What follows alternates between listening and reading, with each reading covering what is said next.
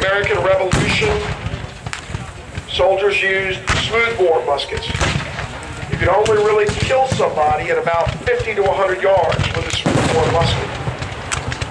But because of these spiral grooves these soldiers have in their rifled guns in the American Civil War, you can now kill an enemy soldier at approximately 300 to 500 yards.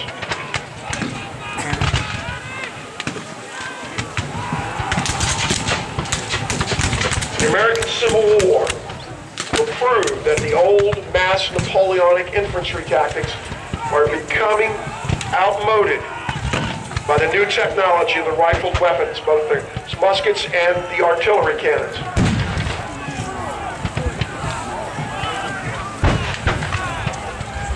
The pressure of General Greene's Unionists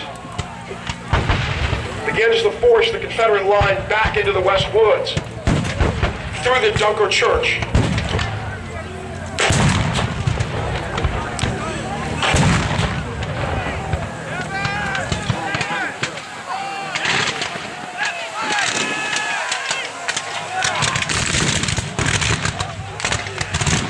Most of these Union soldiers are using Springfield rifled muskets from Springfield, Massachusetts. The Confederates tend to use Enfield rifles imported from England. Although a variety of weapons were used, those are the main types employed by both sides.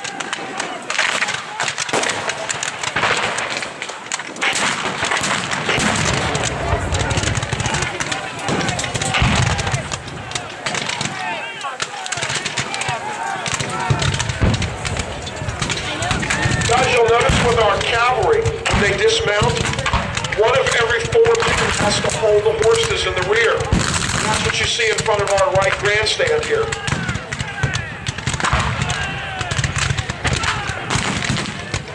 So when cavalry dismounts, you have to subtract about a quarter of their force just to hold the horses in the rear.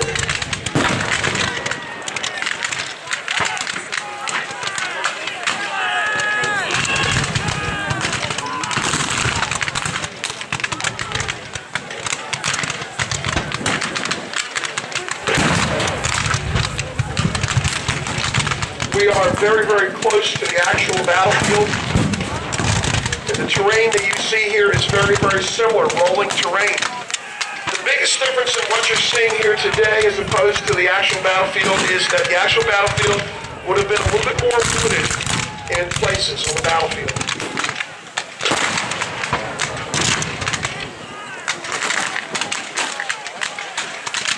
As the Union forces bring up their own artillery southern end of the battlefield, you may notice that they have two-wheeled vehicles that carry the ammunition chest. They're called limbers.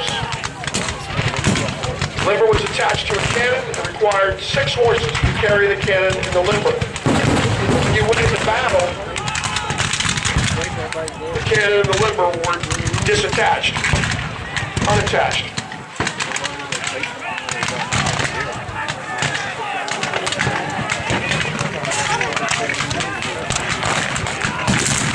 The yellow flag on the battlefield indicates hospital locations, medical officers to help the wounded.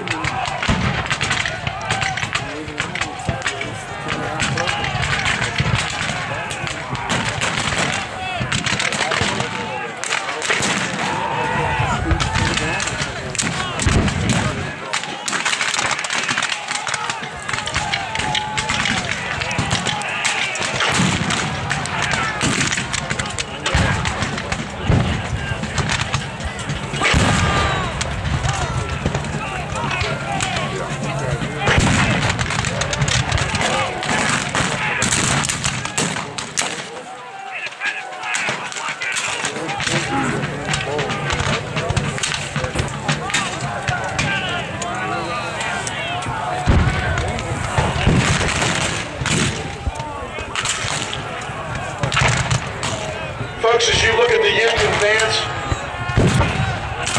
you're pretty much seeing close to a regiment or a battalion.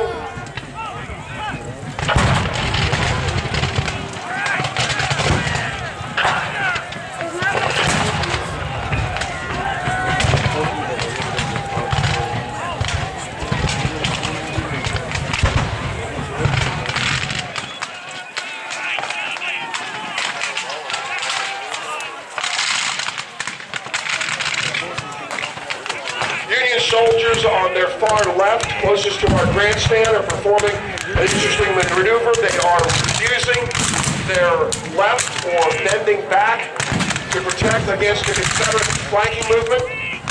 Flanking movement is when you attempt to get around the end of your enemy's position. You can get around on their side or behind their lines. You can create a lot of havoc and incur a great number of casualties that it is difficult to respond to.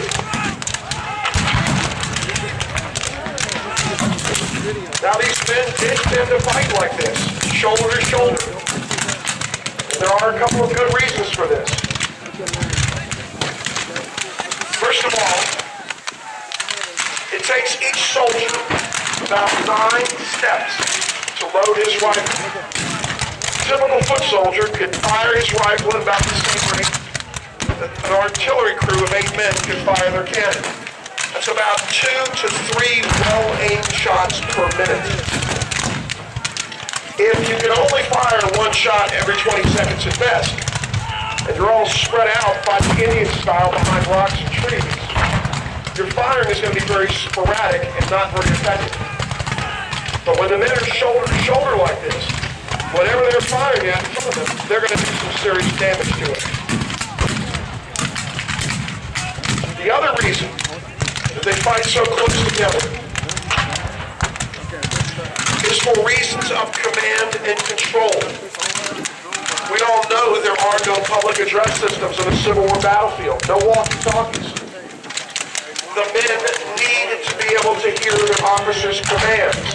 They need to be compact enough that they can hear their officers over the din that you hear of combat.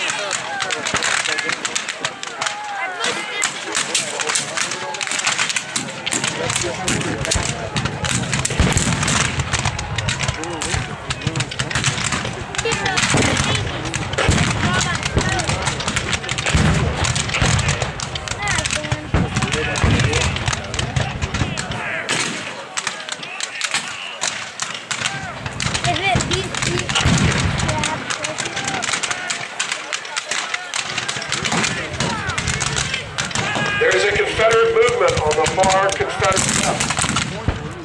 Reserves moving up on the Confederate left on the far end of the field. This is very, very similar to what actually took place just a couple miles south of here, nearly 150 years ago. The fighting in both the cornfield and the West Woods was not only continuous, it was back and forth. One side would move forward, push the other side out. Then the other side would come in from a different direction and push those enemy soldiers away. And then in turn, the side pushed away would suddenly get reinforcements from another direction. And back and forth the fighting went.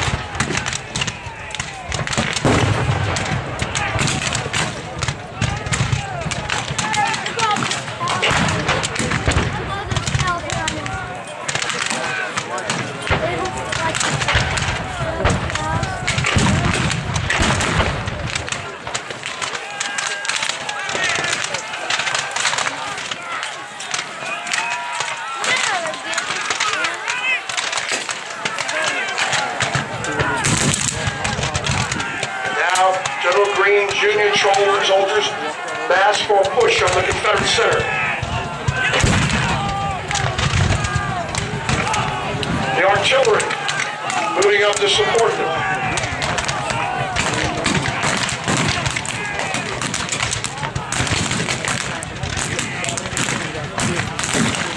The Confederates steadily moving back through the West Woods toward the Hagerstown Pike, closer to their guns behind them on Hauser Ridge.